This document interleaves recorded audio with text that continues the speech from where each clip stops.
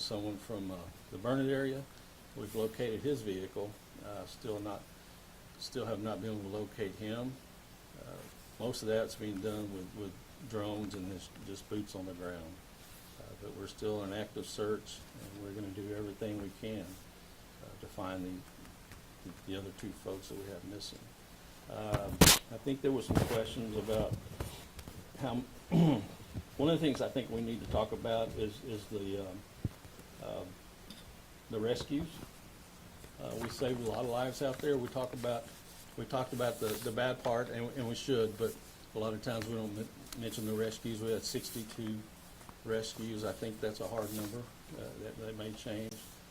And it's anywhere from people that are stranded in their attics to people in trees or on the top of their vehicles. But we have had 62 of those. And I think it's important because these men and women are out here working hard, trying to save some lives, and they do. We saved a lot of lives through this process. I think another one of the questions that's been coming up is 911 calls, and between 5 and 6 on 7/5/25, there was 180 calls. Between 5 a.m. and what? 5 a.m. and 6 a.m. So that's when How many calls? 180. On the fifth? That was on Saturday. No, the sixth. On fifth. the morning of the 5th. The 5th, yeah, Saturday morning. I'm sorry. And that 62 number also is just Burnet County recoveries. We'll get you the number with those that are from the Marble Falls dispatch area as well. And you mean 62 people rescued, That's correct. Yes. and 3 are dead, or How many fatalities we got so far? Right now we have Four. 4. We have 4 right now. Well, 2. We're searching for 2. Yeah. Confirmed. Yes. Yes. I need to read this part because and probably still leave some folks out.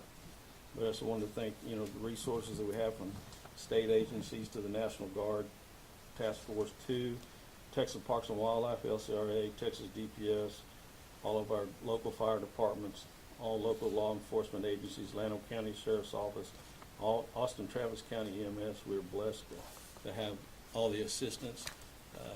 I've met people from all over the country that come in and serve in these instances, and it's overwhelming. I know you hear that all the time, but to actually see it in action is kind of overwhelming. You guys, I also was asked, we asked that the residents and business owners who received damage due to this flooding report the damage to the individual state of Texas assessment tool, and we have that information on our website if they'll go to that. This will help the Burnet County Office of Emergency Management assess the scope and damage of the county in order to determine the various types of recovery and assistance needed. Y'all have any questions? Yes, Sheriff, you touched on how difficult these searches are. These aren't urban areas where these individuals were swept away and kind of remote. We were granted Mr. Venus driving through over here at Hamilton Creek, getting swept off. But I mean, you go back behind here, back by the hospital, it's pretty remote. Right. Again, describe how difficult and what you're having to do to get to these areas that you think the bodies may be. Yeah, this is difficult. It's a hill country, and plus with all the debris that the flood brought downstream, we're having to helicopter a lot of these people in, and with the humidity and the heat, it doesn't take long for these folks to get wore out, and so we're having to shuffle people in, every couple of hours down there. How long will this continue? I would love to wrap it up today, but it just depends on how long it takes us to find these. I guess my These question is, individuals. are you committed to finding these people? Yes, we're committed to finding these folks. We want to find them. Sheriff, how did the rain this morning impact the search today? We had to keep some people out of some low-lying areas, just kind of as a precaution. Ended up not really causing any problem, but we didn't want to take a chance with any of our folks that are out there working hard. So any of the low-lying areas, we kept them out of those areas. Chief, we're coming on the heels of this really big fire last week at this tire facilities. It was an all-call, all hands on deck, I believe is the way that you Yes, sir. phrased it during that news conference then. In having to respond that way with so many units and all that, do you think that helped the quick response that we had over the weekend teams were already spun up? Well, possibly. I think, all of our agencies work well together. And, being in the hill country, now we're growing. We're quickly becoming a large county instead of a small one, but we all have to work together out here anytime we have a large, accident or something like that. So I think everybody's used to working together and just falling in. Sheriff, does the search change at all as the days continue, searching for the missing people? How do you guys change tactics, change where you're looking? How has it kind of shifted from, Saturday morning till today? It hasn't changed a lot. We've kind of had to do it the same way every day. We're having to helicopter people in. I think some of the low water crossings are getting repaired now, so we might be able to get vehicles into some of these, and so that'll change a little bit. We've used some of the large trucks to get some folks in, but really the search hasn't changed much. And there's a potential for it to change in the next couple of days with the terrain, how drenched it is. We can't get horses in now. We can't get ATVs in now, but we will be able to get those in within the next couple of days if we quit getting the rain. You asked also about the rain this morning.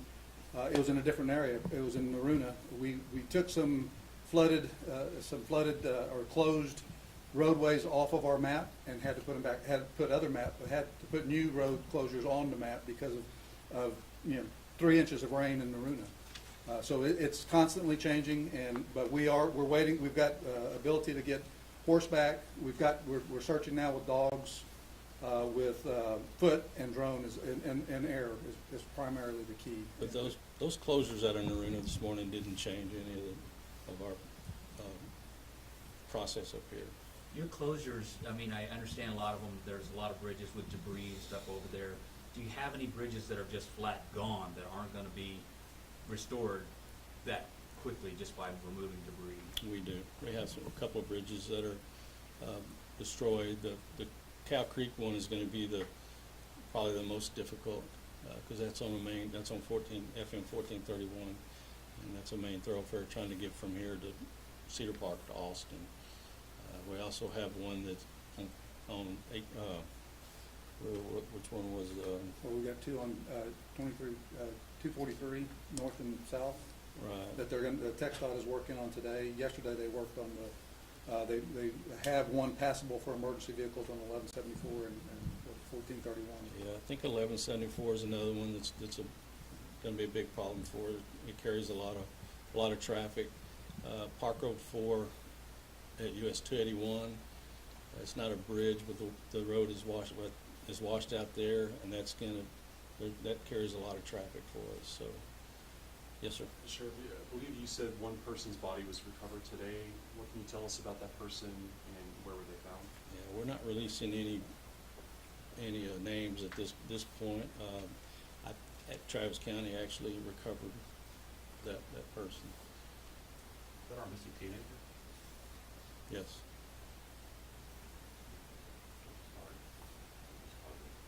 Yeah. It was at Cow Creek, but I think Travis County actually recovered that subject. Derek, can we grab you to come front real quick? Name, rank, and share, and who are you, sir? Derek Marcio, Burnet County Emergency Management Coordinator. Derek, some of these places are familiar problem spots. I came from the Hamilton Creek Manor residential area. Is it time for the county to rethink these hotspot locations? It's not the first time that that area and that residential area back there. I know that Marble Falls, after the big rain bomb in '07, went and bought people out. Is it time to have that discussion once we're through with this event? Absolutely. So in the rebuilding process, the recovery process, there are ways that we can rebuild things better instead of waiting on the back end for different types of funding opportunities. So we are exploring those opportunities now. As we move forward and actually get these places completely recovered, we'll be, like I said, we will be making sure we're coming back into a better situation than we went into. What are the next steps moving forward for the county after sustaining all this damage? Where do you guys go from here? So at this point right now, we are working with our community partners to train and develop damage assessment teams to be able to go out and actually document the damage, see what the exact needs are, along with working with our county commissioners and the road and bridge crews to identify all of the impacted roadways, bridges, any county infrastructure, private infrastructure as well with those damage assessment teams, all with the goal, of course, of bringing in whatever assistance that we can and being able to rebuild things as efficiently as possible. Beyond that, of course, community support. Next thing, of course, would be agricultural support, especially with livestock. We've started that process this morning. More information to come as soon as that is actually set up. It's been in process for about the last couple of hours to make sure that we have the proper personnel in place to be able to track those damages. Donations management will also be another piece. We're working with the Arc of Highland Lakes for all donations and community support. So they will be the basically the central organization for any donations coming into the county. But at the same time, we ask that anybody who is trying to bring supplies to double check with the Arc of Highland Lakes. Their information can be found at arcofhighlandlakes.org or reached at 325-423-3662. Just so that we don't create the usual secondary disaster of donations. We want to make sure that the donations that we are getting are what is needed. And monetary donations, of course, always sometimes work better, just because we can actually use that money to actually buy the things that we need. And that is also through the Arc of Highland Lakes. I've seen a lot of volunteers showing up, just people just, like we were at the RV park and people were just showing up, ready to help. What do you want to say to volunteers who do want to show up and help, given what you just said about being overwhelmed with donations? What about volunteers? What would you want to say to them? So at this point, we really do have, I would say, enough public safety personnel who are trained in how to do search and rescue. We would much rather stick to that route so that this way we can ensure the safety of all responders who are conducting these search operations. Beyond search operations, like these people were showing up to help clean up and clear debris and stuff like that.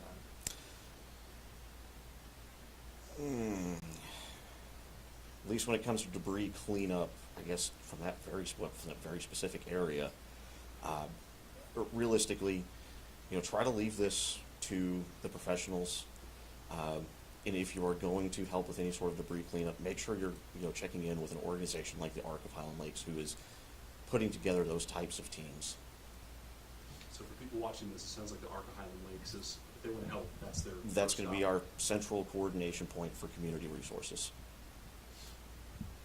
When it comes to emergency alerts, I spoke to multiple people today, so the first thing they heard was people rapping on their doors, rapping on their windows saying, hey, your house is flooding. What sort of systems do you guys have in place? So we utilize, of course, Warren Central Texas. Beyond that, of course, because of how bad the flooding was, National Weather Service was issuing flood emergency alerts. Those alerts go through the wireless emergency alert system, which is a part of the federal government's integrated public alert and warning system. So those alerts were going out very often for any specific evacuation requests. We were doing that, but mostly we just wanted people not to move, so we did send out a few alerts in the early stages, basically to stay off the roads because we knew they were dangerous. We were having a lot of water rescues, especially in the early morning hours of July 5th. With that, basically it was stay home unless you had to flee. That was the message that we were putting out originally. And until everything subsided, that tried to hold true. With an event like this that's happening in such early hours where people may not necessarily be near their phones, is there any additional steps you could take? So, I mean, aside from knocking on a door, that's about as far as it goes. Because I know, even like myself, my personal phone goes into, a do not disturb mode for overnight. Now, my county phone doesn't, but my personal one does. So the only advice that I would give, at least in the aftermath of this, is make sure that you have those wireless emergency alerts activated so that at least those can go through, because we can always request for alerts to be sent out through that venue as well. But a property buyout in these hotspots, just to confirm what I was asking earlier, that is a logical next step, just to get away from like Hampton Creek. It's like, come on, this is over and over again. It's a definite option. Could you tell us more about the areas where you saw the most damage and how this compares to previous floods that you've seen? Like, have you had to do 62 rescues in any recent memory? Well, not in recent memory. Of course, last big flooding event would have been 2018. Sheriff will probably know more about that. I came on board in 2023, so I've read about it, but I don't have the details on hand. I unfortunately didn't have to live through that. However, that would be the most comparable event in recent memory. And where are the areas where you saw the most damage this time around? Can you be specific? So this time around, most of that damage has really been across the eastern portion of the county where the heaviest of rains fell. So basically here from city of Burnet on up into the Lake Victor area, on over into kind of east side of Bertram, all the way down 1171, or I'm sorry, 1174, down to 1431. Chair, can I get you one more to wrap this thing up with these rescues? Sure. And how amazing, we're talking about 4 confirmed fatalities. It could increase by 2, maybe not. Right. But this could have been a lot worse if not for some of these rescues. Can you give me a couple of ideas of what these first responders did and what they found and how they saved these people? Right, yeah, so I was speaking of earlier is there was like 62 rescues, and it was anywhere from people being in the attic of their homes to being on top of their houses or in trees or on top of their cars. And so a lot of times we skip over that. We don't talk about the rescues, and so this could have been a whole lot worse. Had we not had those people out there, risking their life trying to save lives. It could have been a whole lot worse. I'd like to talk a little bit about the flood. The 2018 flood was mainly out of the river basin. The Llano River came down more than this weekend. When we first were talking about this flood or this event, that's what we were talking about, was the Llano coming down. Now the people along the river are kind of used to these things, and they prepare for it, and they were prepared for it. But the separate event was all the rainfall, and in the hill country, a lot of these dry creeks that you see out there, they become raging rivers with the water coming off the hills and all that. So it was kind of a combined. It was almost two separate events that came together on this. So I think that's what made this bad. The river, Llano coming down, backed some water up into like Marble Falls and stuff like that, and then we added, the rainfall, the runoff from the rainfall, and it was kind of like a perfect storm. Just one last question. Could you talk about whether you believe this was preventable in any way on a personal level, on a collective level, and what steps the county will take to look into that? No, I certainly don't think it was preventable. We had. The death, sorry, not the weather. Yeah, I can't control that. So I don't think it's preventable. And like I was speaking, and anybody who's been in the hill country very long knows that we get water running through these canyons and stuff, and it's just like raging rivers. So I don't know. It seems like these things always happen in the middle of the night, which makes it worse. The Kerrville event, it was dark, and it just seems like it always turns out that way. But I don't see how we could prevent it. I don't say we could put any blame on anything. Mother Nature's kind of hard to handle sometimes. Yes, sir. Can you share a little bit about how some of these missing folks, were they trying to cross at low water crossings? Were they just out and about? How did some of these people go missing? Yeah, I two come to mind that I know of. The other ones I don't really know how they got. A lot of time when it's dark like that at night, you can't tell the difference in pavement and water when you come up on these low water crossings and if a bridge is out until it's too late. And so in two of the cases, they just drove right into the water. And we're just assuming that they didn't even know what was there until they were in the water. Anything else?